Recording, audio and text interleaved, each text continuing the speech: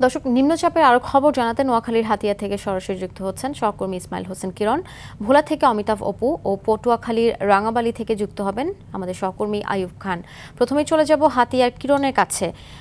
কিরণ, নিম্নচাপের প্রভাবে সাগরের কি অবস্থা দেখতে পাচ্ছেন? এছাড়া নৌযান চলাচল এখন পর্যন্ত স্বাভাবিক হয়েছে কিনা বা কবে নাগাদ হতে পারে, কি তথ্য রয়েছে আপনার কাছে?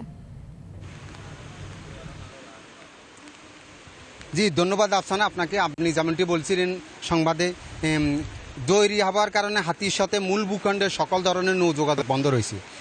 উপজেলা প্রশাসনের পক্ষ থেকে এবং বিআইডব্লিউটি এর প্রশাসনের পক্ষ থেকে হাতিয়ার সাথে সেরমানঘাট এবং নলছিরা রুটে চলাচলকারী ফেরি, এমবি মহানন্দা এবং এসটি খিজির নামে যেসব সিটাক রয়েছে তা একেবারে চলাচল বন্ধ করে দিয়েছে। এই বন্ধ কার্যকর হচ্ছে সকাল থেকে। আমি এই মুহূর্তে আছি হাতিয়ার নলছিরা ঘাটে। এখানে আমি দেখেছি হাতিয়া থেকে বিভিন্ন দেশের বিভিন্ন অঞ্চলে যাওয়ার জন্য যাত্রীরা এসে ভিড় করছেন, তারা অপেক্ষা করছেন পরিস্থিতি স্বাভাবিক হলে এবং যান চলাচল নৌ চলাচল শুরু হলে পরে তারা তাদের গন্তব্যে চলে যাবেন। আপনারা জানেন যে দুর্যোগপূর্ণ আবহাওয়ার কারণে হাতিয়া একটি বিচ্ছিন্ন দ্বীপ। এখানে মূল ভূখণ্ডের সাথে যোগাযোগের একমাত্র মাধ্যম হল নৌ যোগাযোগ। এখানে নলছিরা চেয়ারম্যান এবং তমরুদ্দি ঘাট থেকে ঢাকা এবং নলছিরা ঘাট থেকে চট্টগ্রাম হয়ে মানুষ দেশের বিভিন্ন অঞ্চলে যাতায়াত করে। দুর্যোগপূর্ণ আবহাওয়ার কারণে ৩ নম্বর সতর্ক সংকেত থাকায় সরকারিভাবে ঘোষণা দিয়ে সকল ধরনের নৌ যোগাযোগ বন্ধ করে দেওয়া হয়েছে। আমি সকাল থেকে দেখেছি এখানে উপজেলা প্রশাসন এবং নৌ পুলিশের বিভিন্ন সদস্যরা দায়িত্ব পালন করতে, তারা প্রশাসনের সিদ্ধান্ত ফাঁকি দিয়ে যেন কোনো নৌ চলাচল এবং যাত্রীদেরকে নিয়ে এই দুর্যোগপূর্ণ আবহাওয়ার ভিতরে কেউ নদী ফাড়ি দিতে না পারে, সেই জন্য তারা সজাগ দৃষ্টি রেখেছেন। এদিকে আপনি জানেন যে এখন ইলিশের বড়া মৌসুম। সারা দেশের নেই হাতিয়াতেও প্রায় ২০,০০০ জেলে নৌকা নদীতে ব্যস্ত সময় পার করছে মাছ ধরায়। তবে দুর্যোগপূর্ণ হওয়ার কারণে প্রশাসনের পক্ষ থেকে তাদেরকে নিরাপদের উপকূলের কাছাকাছি থেকে মাছ ধরে ব্যস্ত সময় পার করার জন্য বলছে। তবে সতর্ক সংকেত আরও বৃদ্ধি পেলে এসব নৌ যোগাযোগ এবং মাছ ধরার ট্রলারগুলোকে যেন নিরাপদে আশ্রয় নেই, সেজন্য নিরাপদে থাকতে বলা হয়েছে। এ ছিল হাতিয়া থেকে নলছিরাঘাট থেকে আমার কাছে দুর্যোগপূর্ণ আবহাওয়া সর্বশেষ। আমরা এখন চলে যাব ভোলাতে। সেখানে আমাদের আরেক সহকর্মী আছে অমিতাভ অপু, তিনি ভোলার সর্বশেষ পরিস্থিতি জানাবেন। আফসানা।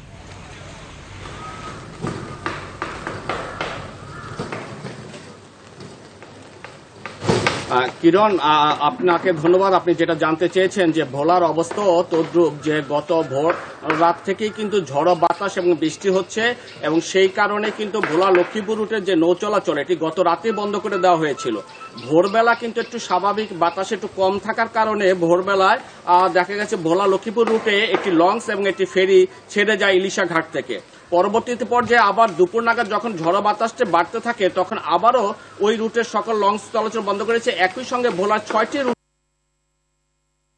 আপনাকে আরেকটি জানিয়ে রাখি যে ভোলা ঢাকা রুটের লঞ্চ চলাচল কিন্তু এখন পর্যন্ত রয়েছে স্বাভাবিকভাবে, তবে সেটি যদি আরো আবহাওয়া খারাপের দিকে যায় তাহলে ওই রুটটিও বন্ধ করে দেওয়া হবে। আরেকটি বিষয় আপনাকে জানাচ্ছি, ভোলার আবহাওয়া খারাপের দিকে যায় তাহলে ওই রুটটিও বন্ধ করে দেওয়া হবে। আরেকটি বিষয় আপনাকে জানাচ্ছি, ভোলার যে দুর্গম 19টির চর রয়েছে যেগুলোতে মানুষ 5,000 থেকে 15,000 মানুষ বসবাস করে এক একটি চরে, সেই সকল চরে জোয়ারের পানি কিছুটা বেড়েছে। এখন পর্যন্ত অস্বাভাবিক কোনো জোয়ারের পানি বাড়েনি বলে আমরা বিভিন্ন সূত্র থেকে আমাদেরকে নিশ্চিত করা হয়েছে। আপনাকে আরেকটি বিষয় জানিয়ে রাখি যে ভোলা জেলা প্রশাসক এবং জেলা প্রশাসন থেকে জানানো হয়েছে যে সকল উপজেলাগুলোকে কিন্তু সতর্ক। সর্বশেষ আমরা এখন চলে যাব রাঙ্গাবালিতে। সেখানে আমাদের সহকর্মী আইয়ুব খান রয়েছেন, আমরা তার কাছে সেখানকার সর্বশেষ অবস্থা জানবো। আইয়ুব।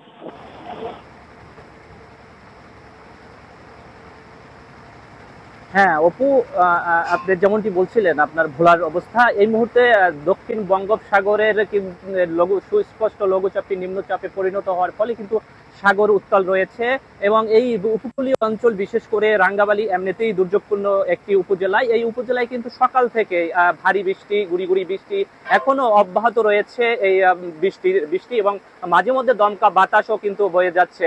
সেক্ষেত্রে সকাল থেকে টানা বৃষ্টিতে কিন্তু জনজীবন বিপর্যয় হয়ে পড়েছে। এছাড়া যদি একটু বলে রাখি যে সাগরে কিন্তু 58 দিনের যে নিষেধাজ্ঞা ছিল সেই নিষেধাজ্ঞা শেষে জেলেরা কিন্তু সাগরে গিয়েছিলেন তাদের কাঙ্ক্ষিত ইলিশ আহরণের জন্য, কিন্তু নিম্নচাপ নিম্নচাপের প্রভাবে তার সাগর উত্তাল থাকায় কিন্তু তারা ইতিমধ্যে ঘাটে এসে এই মুহূর্তে কিন্তু চরমন্তাজের যে সুলিশ ঘাট এবং লঞ্চ ঘাট গুলো রয়েছে সেখানে কিন্তু শতে শতে মৎস্য ট্রলার গুলো এই মুহূর্তে অবস্থান করছে। আমরা আপনাদের ক্যামেরা পার্সনের মাধ্যমে যদি একটু দেখানোর চেষ্টা করি।